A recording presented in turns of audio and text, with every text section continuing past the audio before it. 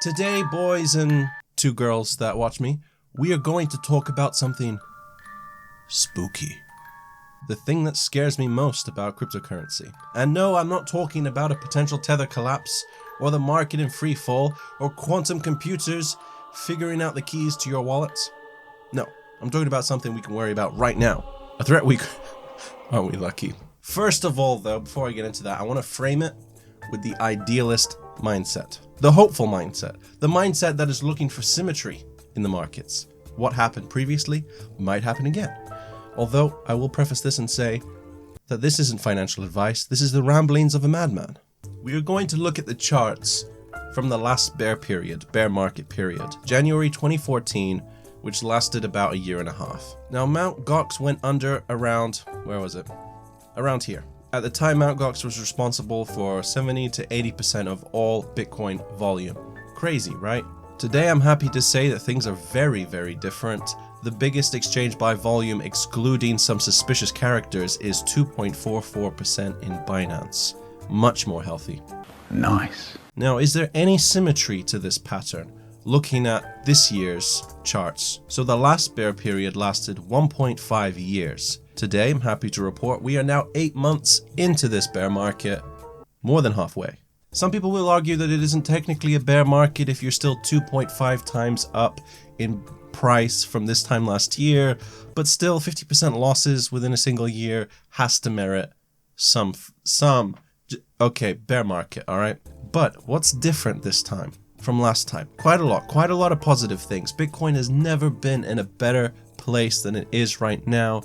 Here are some reasons why. Swiss banks and stock exchanges have and are adding cryptocurrencies. Mike Novogratz has started a cryptocurrency bank. Binance and Bittrex have added fiat pairs. Bitcoin has futures contracts.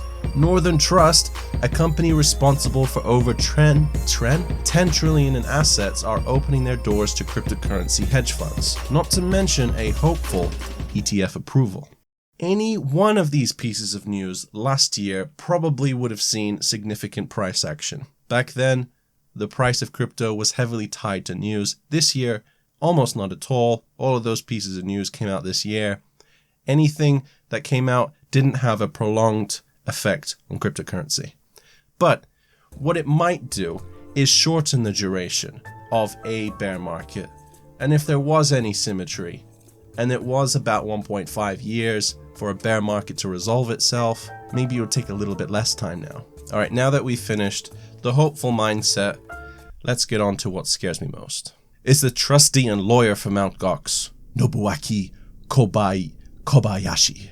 He's responsible for selling the remaining Bitcoin and now Bitcoin Cash that Mt. Gox has. Interestingly, there is some symmetry in this. Mt. Gox is raising its ugly head once more. The man so far has already sold $400 million worth of Bitcoin and Bitcoin Cash between December 2017 and February 2018. One date shows the potential damage of this, especially February 5th. A day where this man moved 18,000 Bitcoins coincidentally coincides, if you can say that, with this price fall.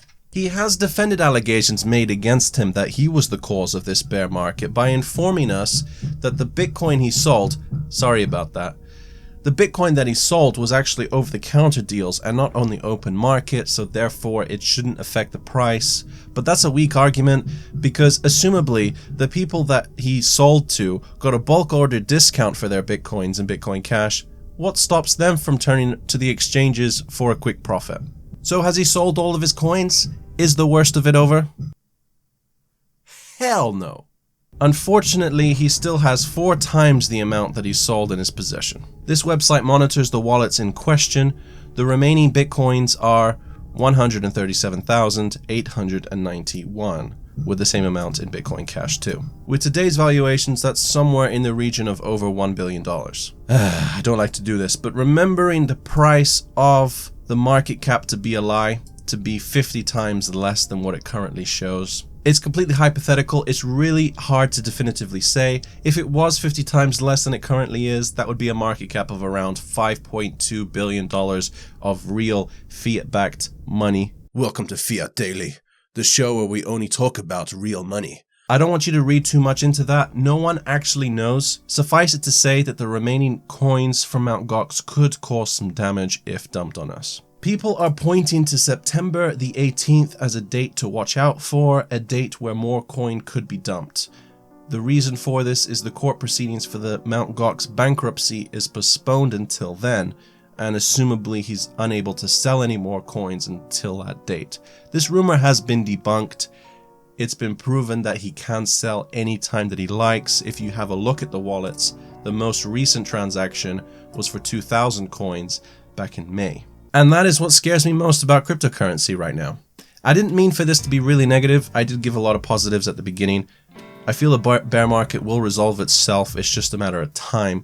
Exactly when it's going to resolve itself is exactly when enough weak hands have given all they have to give. The coin is in the supply of people unwilling to sell at these prices, and so Bitcoin becomes quite scarce on exchanges. Then you can see some craziness happen. But it's important to be given the facts with sources quoted for the information I'm giving you down below as always. I just want you to be more armed for whatever happens. I hope you're all prepared, for good or for bad. Let me end on a story on why I know that cryptocurrency is the future, regardless of what price activity is happening. As of right now, I have a long-term vision mindset for this stuff. Anyway, so yesterday I went to go see my new house, which I'm hopefully moving into at the end of this month. That's why I didn't upload a video yesterday. But I wanted to buy a couch for the living room. It wasn't working online, so I had to give him a call to pay over the phone. Had to trust that the guy I was speaking to wasn't writing down my debit card details on a piece of paper. Anyway, payment was declined. Weird. I have the money in my bank. He suggested I call my bank to authorize the payment. I thought to myself, isn't it the third-party processor that I need to get in contact with, but you can't contact them directly? So, okay, I'll call my bank, find out what's going on. 25-minute queue. At this point, I'm quite exacerbated. I'm calling my bank for permission to use my money. I get through. They tell me the problem is with Visa. My debit card has been affected. You can't make any payments right now. There's no ETA on when this will be sorted. Alright, fine. So I ask if MasterCard is still working. Can I use my credit card? They think so. Alright, fine. I'll call back. I ask him if he takes Bitcoin. No. Alright, I'll try with my credit card. Payment declined. Oh! Eventually, I had to transfer the funds from bank to bank in order to do so. It would have been so much easier to use Bitcoin. And that's even before Lightning is rolled out more fully. Smash like if you enjoyed this video. Let me know your thoughts. What scares you most about cryptocurrency? And I'll see you in the next one.